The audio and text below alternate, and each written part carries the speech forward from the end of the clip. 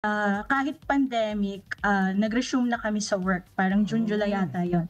Tapos parang hindi ako okey sa gano'ng setup hanggang sa nagkasakit ako nun. grabe. Pero ano yung parang nag-inspire sa'yo? Siguro nakita niyo na nga yung, hirap nung kasi imagine 4 AM, aalis ka Hmm, pero ibig sabihin 3 pa lang or bago mag-3 gising na kasi magpe-prepare po kayo, 'di ba?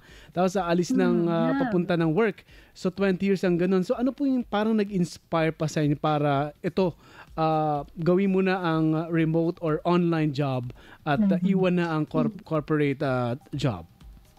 Siguro dun ko in-ask yung self ko, what is my purpose? Bakit ko gustong gawin yung online? Siguro that's the main thing na nag-hit sa'kin. Kasi lumalaki din yung mga bata, malayo ka, Mhm. tapos napapagod ka. Tapos, ang dami mong sinakripisyo na and then nagkakasakit ka pa, that's the main thing kasi COVID yun, eh.